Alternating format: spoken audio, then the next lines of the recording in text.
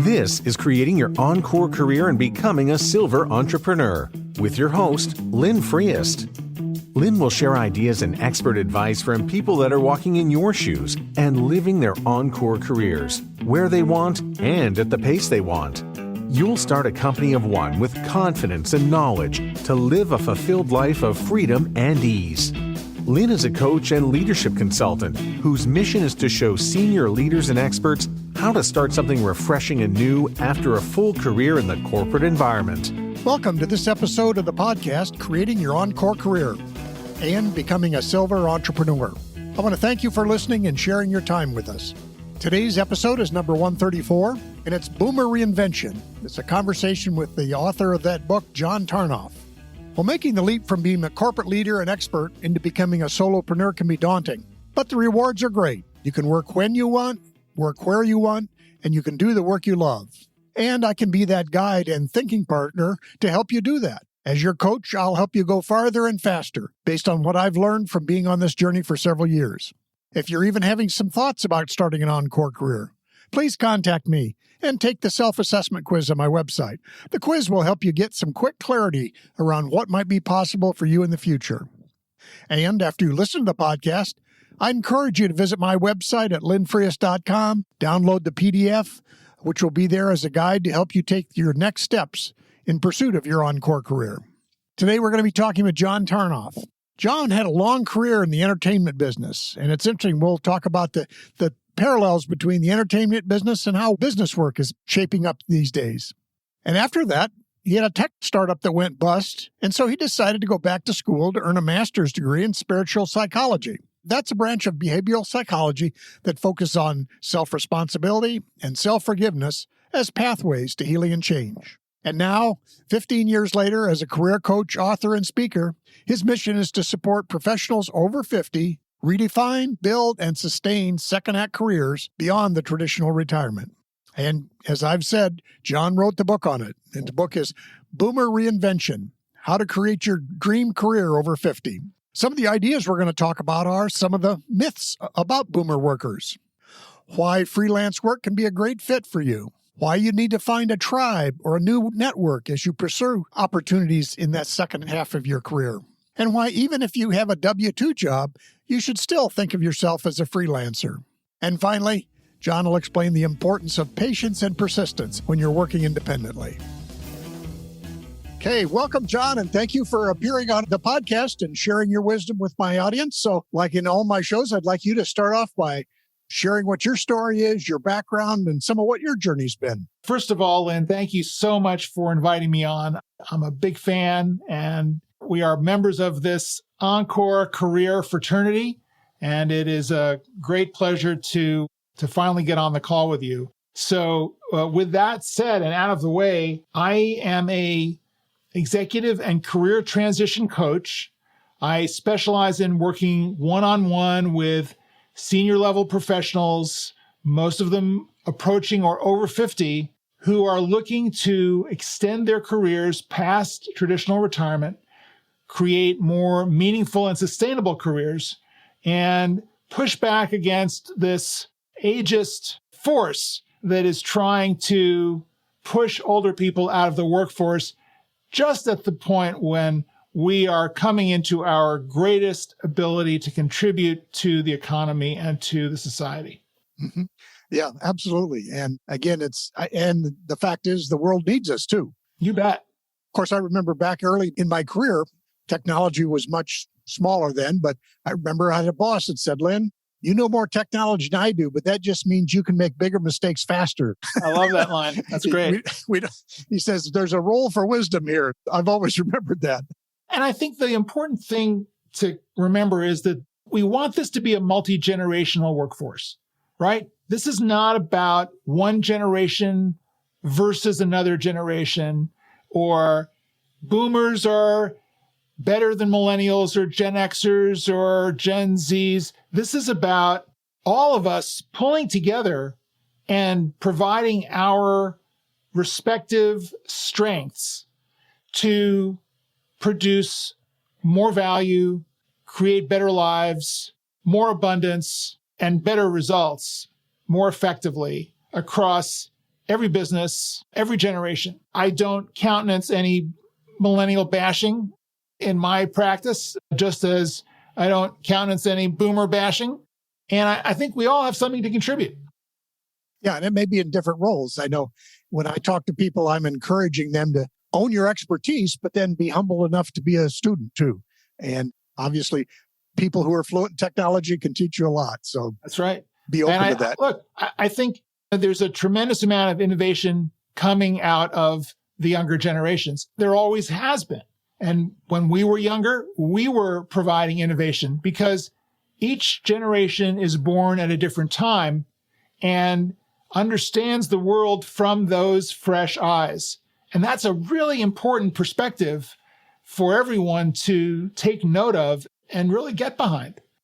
Yeah. And I remember, again, when I was still working full time, they hit the 2008 recession. And all of a sudden, some of the people were saying, what's this all about?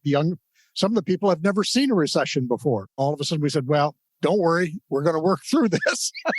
But yeah, often people see things for the first time. But conversely, so do we. So that's there'll right. Be technology. That's right. And the differences and the diversity goes across all sectors. There are plenty of people who are over 50, who are as vital and as innovative, asking questions, behaving like kindergartners, just as there are people in their 20s who are locked in. They don't want to be adventurous. They don't want to go outside of the color outside the lines. It really is an individual personality trait. It's not so much a generational thing.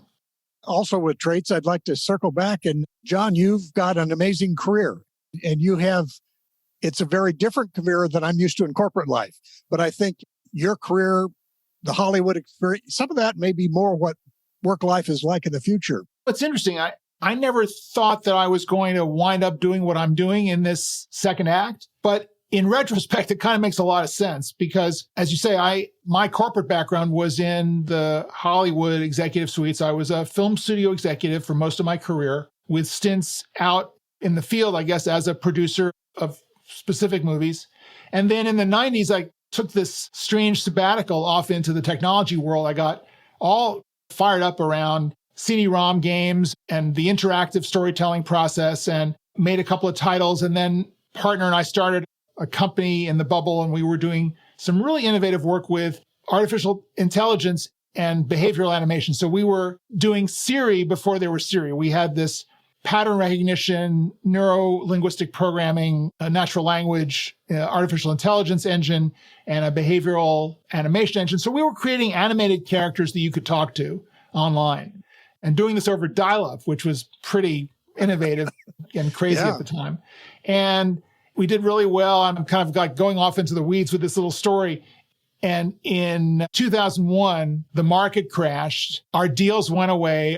Our investors closed up shop. And my partner and I, at our peak, we had about 50 people in a warehouse in Venice, California, cranking this stuff out. And we had this big deal with a big telecom company making some customer service characters for their website and companies that we were working for. And at the end, it was just him and me, back down, just the two of us working together and trying to keep this thing afloat. And he walks into my office one day and he says, I guess the future's gone out of style. And that kind of described the end of the tech bubble in 2001.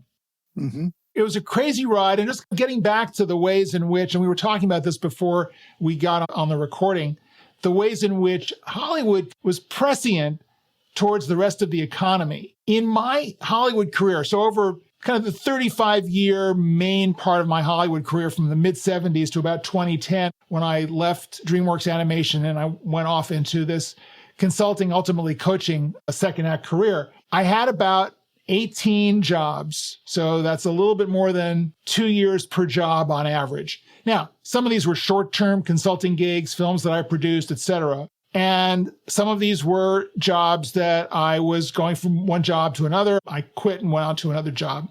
But 7 of these 18 jobs, I got fired. And so I like to joke about the fact that in my Hollywood career, I was fired 39% of the time. And you chuckle and people chuckle about this. And it's a nervous laugh because it's like, who talks about this, right? Who talks about being fired a certain percentage of your time? You don't want to talk about getting fired. That's supposed to be humiliating.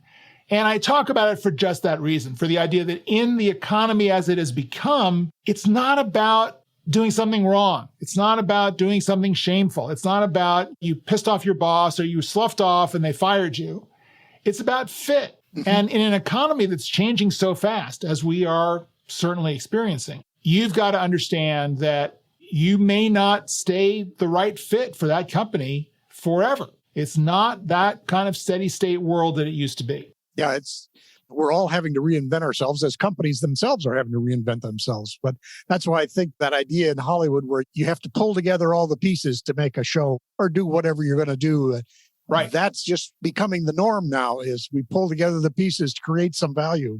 Yeah. It's a very freelance-oriented business on the production side. And as a result, people need to be very resilient and they need to use their network. So in my 35 years, I never applied to a job by sending somebody a resume.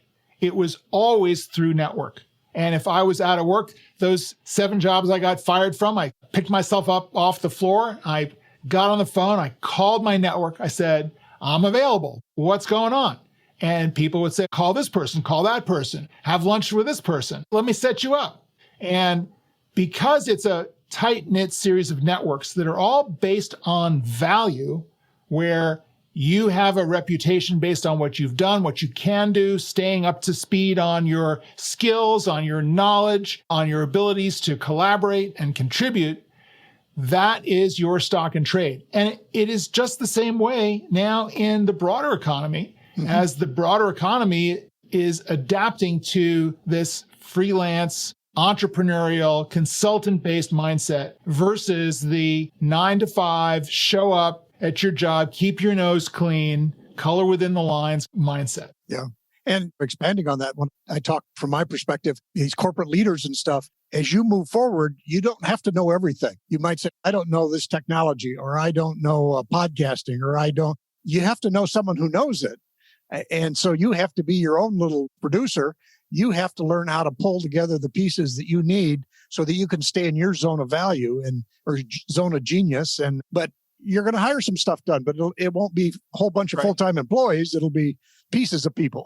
A question I get a lot, I actually was getting this question when I was at DreamWorks Animation and I had started their college outreach program, because we realized that we needed to actually start training people from scratch in the company, that a lot of the existing animation talent, artistic and technical, really wasn't cutting it. And we were having a hard time finding enough experienced people that we could hire into these positions as we were growing the company.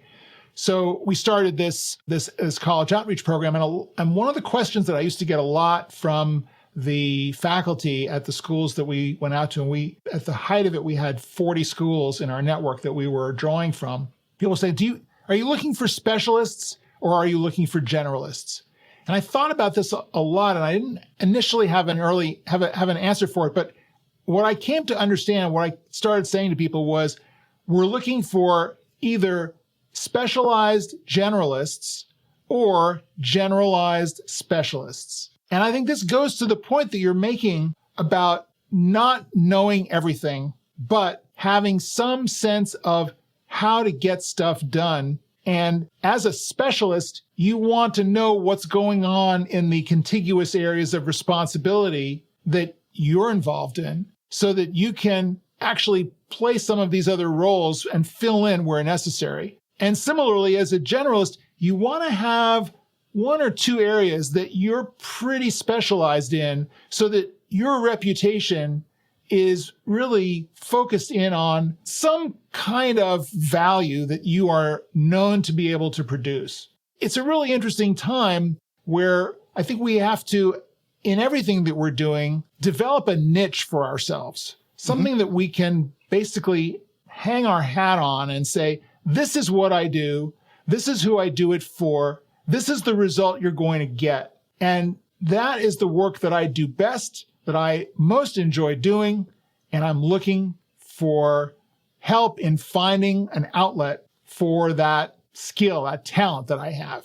Yep. And that is the primary recommendation that I have for my clients and for people who are looking for jobs, looking to grow their careers, transition their careers in today's economy, is to really focus on that value proposition and use your network to connect to people who will understand it, who will be in the same tribe as you, get the value of it, and be able to either hire you or refer you to opportunities.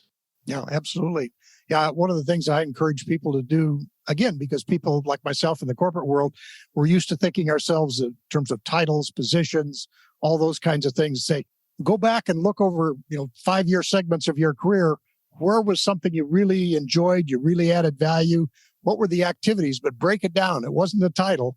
You did something. And what was that?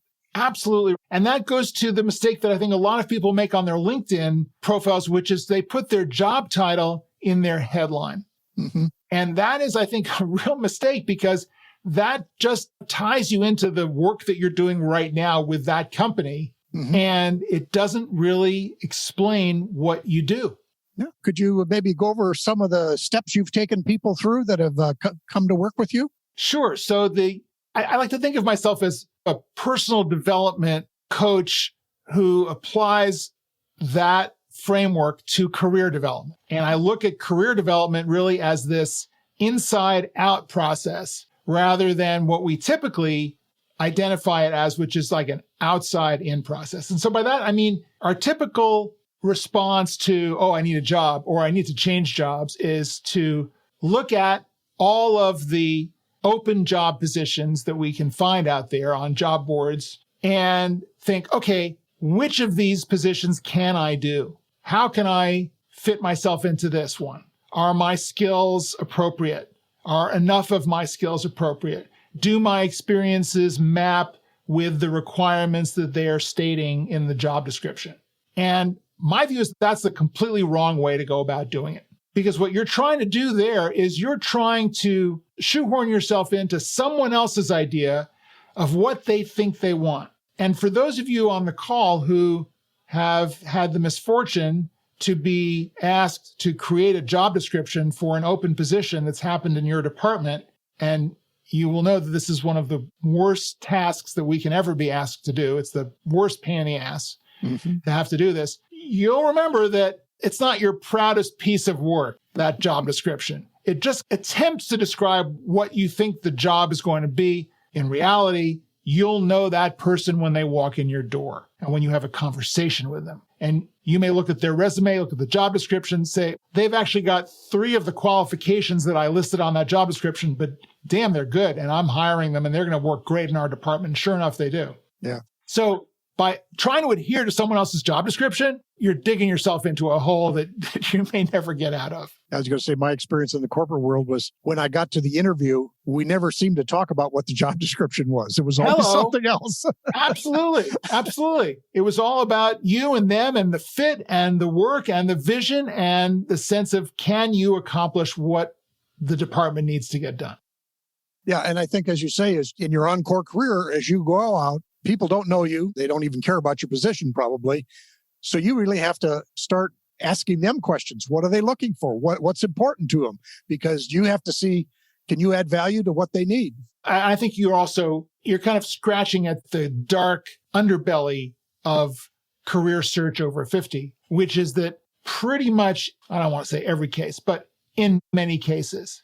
And I see these stories time and time again. Someone will post some kind of viral post on LinkedIn and people go off about their experiences of being passed over, turned down, demeaned, really, and excluded for jobs that they are perfectly qualified for because of ageism. Yeah, absolutely. And so this is a real problem. And interestingly now, February 2022, I'm seeing a lot of press on this question of how the Great Resignation is playing with older workers.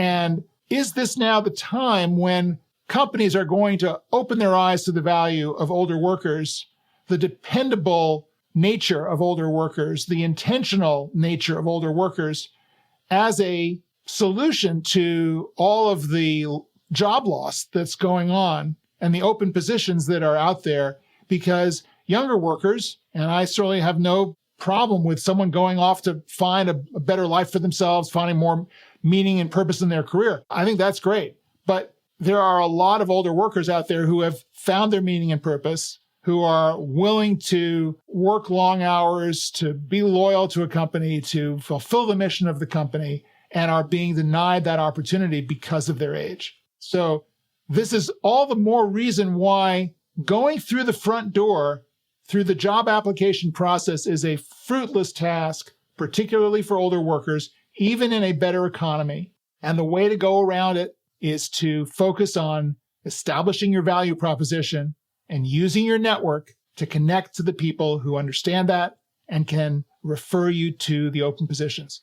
Yeah, and I encourage people to consider the idea of coaching too for the younger workers. So companies are slowly coming around to the idea, hey, we've got a lot of brand new talent here, but we need to help them develop.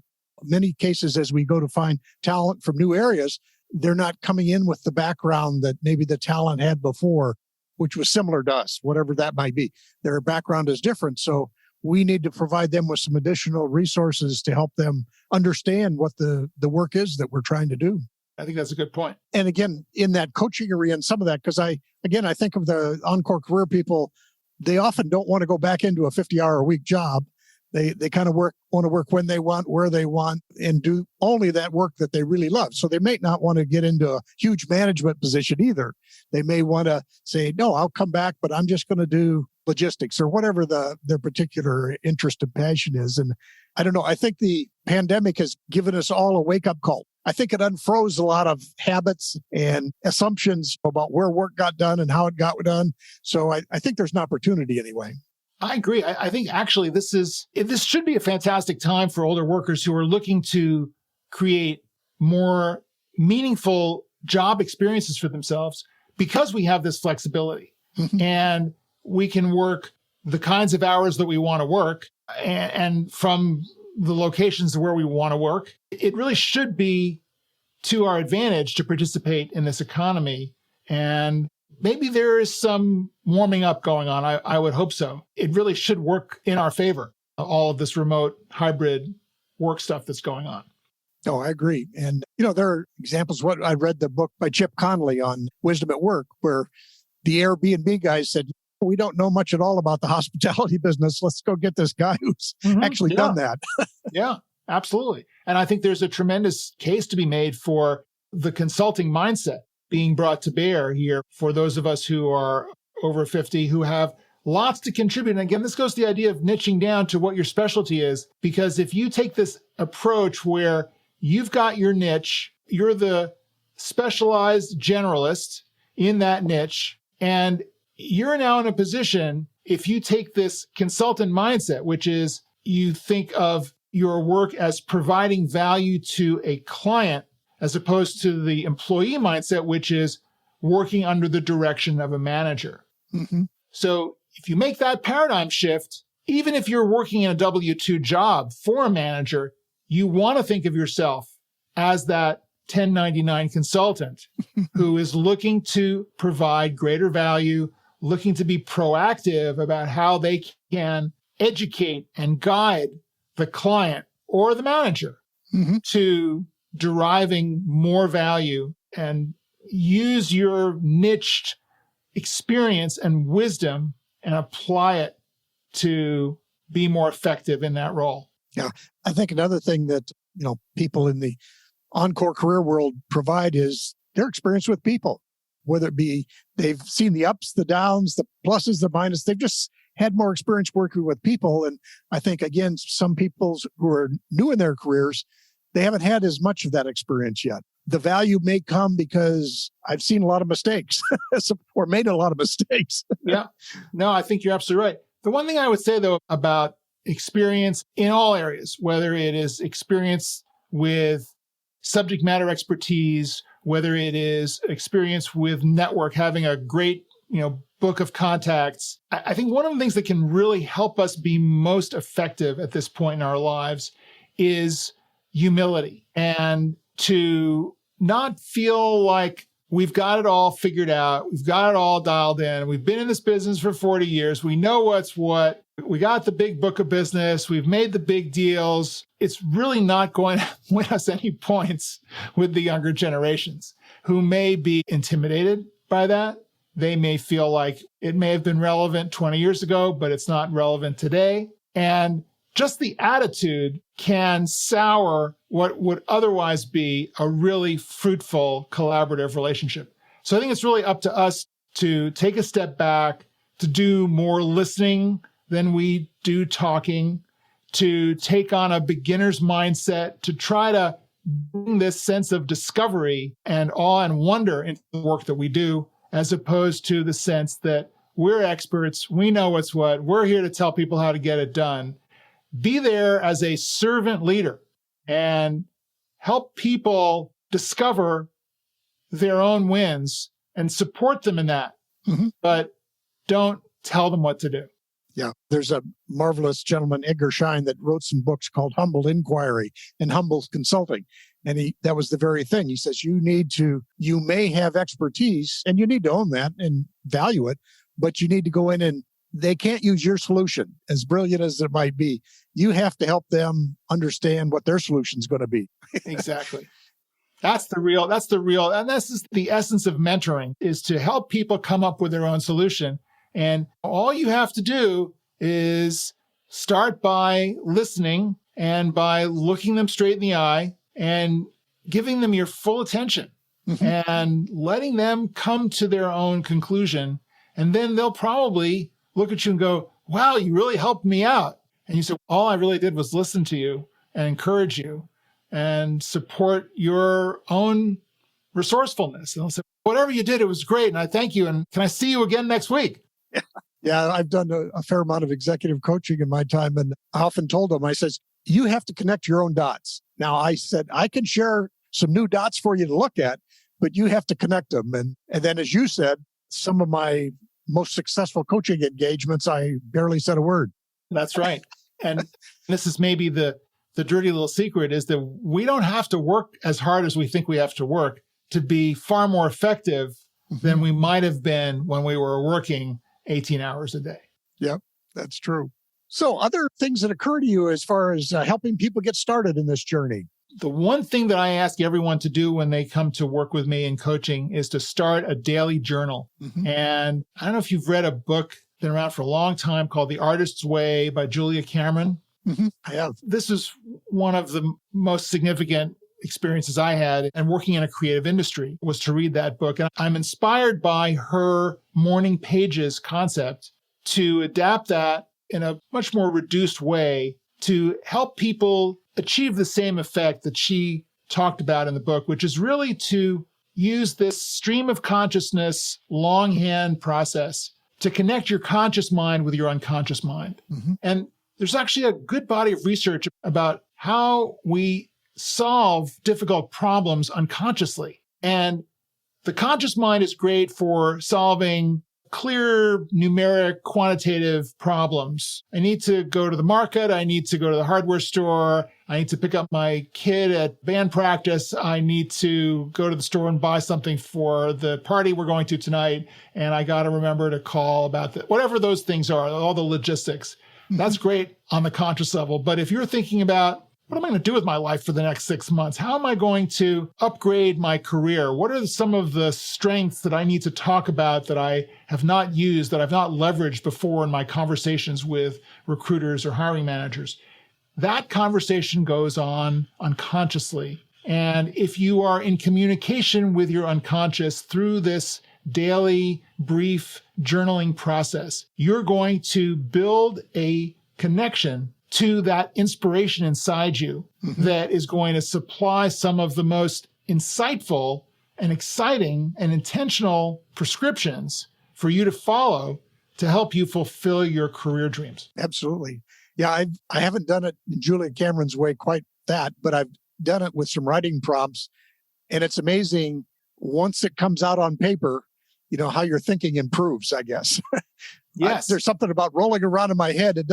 My thinking doesn't get clear, but once I start writing it does. It's amazing. And not every entry, not every day is a brilliant connected day. No. And I go through plenty of kind of blah, blah days where I'm just trying to piece together what my schedule is going to be and what I'm pissed off about or what was in my dream or whatever, and it's not going anywhere. And I think, oh, okay, it's just one of those days.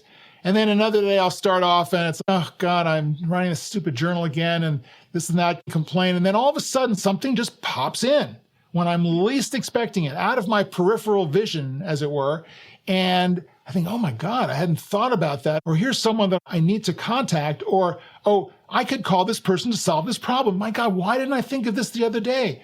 So you can't control it in that sense. You just have to be open to it. And if you are open to it and allow the magic to take place in its own time and its own form, you can really benefit from it.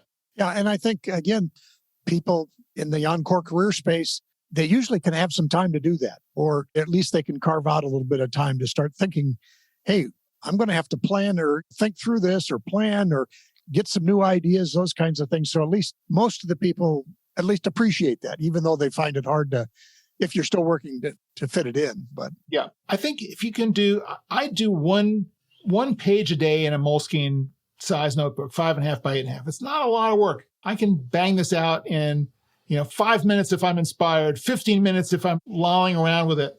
And I think most of us can spare either first thing in the morning, last thing at night, 5 to 15 minutes to settle our thoughts and get into a little bit of a meditative state to support our career process and really our life process, the equanimity that we want to achieve, particularly at this stage of life. Yeah. One of the advantages I've found is I can rant in the journal and then it helps get rid of it for me. Yes, absolutely. Because otherwise I keep it with me and leaves me upset all day long or whatever. Yep. Yeah, you want to offload all of those thoughts, right?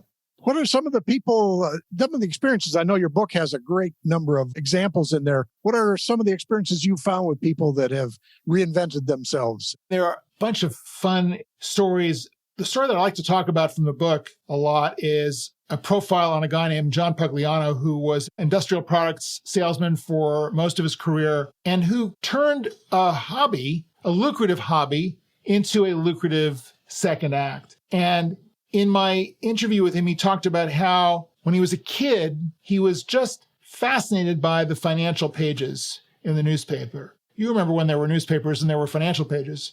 And I used to go back to whatever that section was, that third section. And in the back, there were all those charts from the New York Stock Exchange and all of those share prices going up and down. And it was a puzzle that he just loved. But he never thought of himself as being in the finance business. He was a sales guy and he spent his entire career in sales. But he had a big family, so he wanted to invest wisely. So he was, as soon as Schwab came online with their telephone-based service, he had a Schwab account. He was trading on a Schwab account and building up a portfolio for his family. And at one point, I think in the 1990s, one of his colleagues came to him and said, look, I'd like you to invest my retirement savings. And he said, I'm not allowed to do that. And she said, I talked to my lawyer. I've got this agreement and I'm allowing you to do it and you're fine. So sure enough, he invested her portfolio and did very well managing her portfolio. But then when he got fired during the recession, he turned around and was thinking about going back out and trying to get another sales gig. And I believe it was his wife who said to him, John, you should become a financial advisor. You've grown our portfolio enormously. And he said, I hate the financial services business. I hate those people. I don't trust those advisors. I would never work in one of those firms. And she said, I'm not talking about you going to work Schwab or Fidelity or whomever. You should be an advisor. And so he thought, okay. And he checked into the credentialing process, realized that he could sit for his exams and hang out his own shingle, which is what he wound up doing. And he's still doing it. He's doing very well. But one of the most interesting aspects of his new career, and this goes to being an entrepreneur in the digital age, is that he started a podcast. And the reason that he started a podcast was because he read some article, some opinion piece by one of these top financial writers, and he thought it was a total piece of doo-doo and completely wrong. And he kept looking for rebuttals, and no one was rebutting this article. So he thought, I'm going to do something. I'm going to write something. And he had a friend who had an audio studio, and he had some familiarity with this. He thought, no, screw this. I'm going to record a podcast. I'm going to record an episode and I'm going to put it out there. He posted it up on Apple, and then he had another idea. So long story short, he starts doing these regular podcast episodes. Within about a year, he's like in the top 10 of financial services podcasts on iTunes. Wow. And he was doing a blog regularly.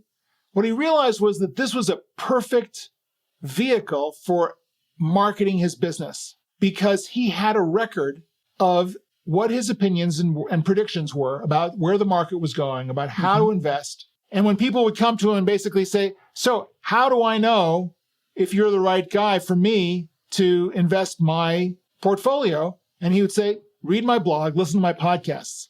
If over the last year, what I've written about and talked about resonates with you, then we should work together. Absolutely. Wow. And that's, I think, one of the most powerful reminders to all of us who are getting older, have expertise, want to put that expertise to work. We have amazing opportunities to demonstrate the value of what we know and what we can provide through the electronic broadcast outlets that are at our disposal and pretty much free to us.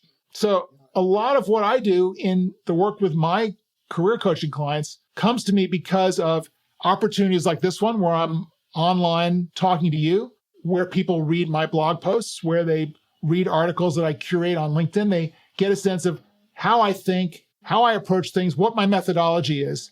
And it helps them get a sense of, okay, so this resonates with me and maybe I can take advantage of this and call this guy up and maybe we can work together. Well, incidentally, too, I've enjoyed your first LinkedIn Live that you did here a couple of weeks ago and looking forward to seeing the next one. Thanks. We're going to be doing this I'm not sure exactly when this is going to get broadcast, but hopefully this is continuing to go on. I have this bi-weekly live show that I'm doing with Carrie Hannon, who is this amazing author and journalist and one of the premier people in the second act career space. She's written a dozen or more books on careers, and it's just a delight.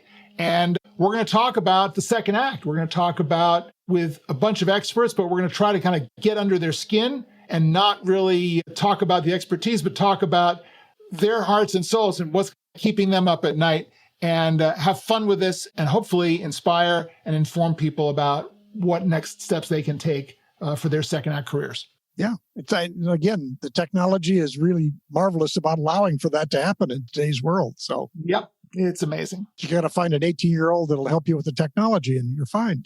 I can do it. Oh, I can do it. Lynn, we're the digital founders. Right? I know. We came up with all this stuff. Yeah, that is true. So we just have to keep after it. That's right. And that whole lifelong learning thing. And again, I think it was Linda Grattan or somebody, they did that book on the 100-year life. So whether we last that long, I'm not sure, but certainly people are. So we're maybe the boomers are on the cutting edge of some new things that are going to be happening in the world, and we can blaze the trail. Yeah. I think this idea of the 100-year life is interesting, not so much because of the idea that we will live to be 100, but what if we're going to live to be 100, or if we were to live to be 100, how would we be living today? That's the point of it, is to think of your life as a 100-year life. So if I'm 60 or 50 or 70, where am I in this equation and how am I living today? My life is certainly not over. My life is just right in the middle. I'm just cresting the wave. I've got plenty of time left to make an impact. I can still start a business at a later stage because it takes no time to start a business today. Inside of 5 years, I could build that business and I've sold that business and still have another 20 years left to do more stuff. Yeah. So it's just the creativity, the opportunities are there. And so I think, again, the world will be changing all the time. And this is an exciting time to be here. Yep. Change is a guarantee. What was it? I just heard somebody say, the change has never been this fast and it'll never be this slow again. I love that. That's great. Yeah. John, again, I want to really thank you for this opportunity, and we'll be sharing your contact information, the link to your book, any other things that you want to have in the notes for the show notes. We'll have people have a way to contact you. It's really easy to contact me. It's johntarnoff.com. and is the website. And you can just search for me on LinkedIn with John Tarnoff and contact me through the website or on LinkedIn. And I'm here for anyone who wants to chat or ask me questions about what they can do with their career, if they want to work with me or not. I'm open. I love to hear about people's stories and help people along the way. Thank you. And look forward. Maybe we'll have opportunities to work again on this. And I would love it. To it.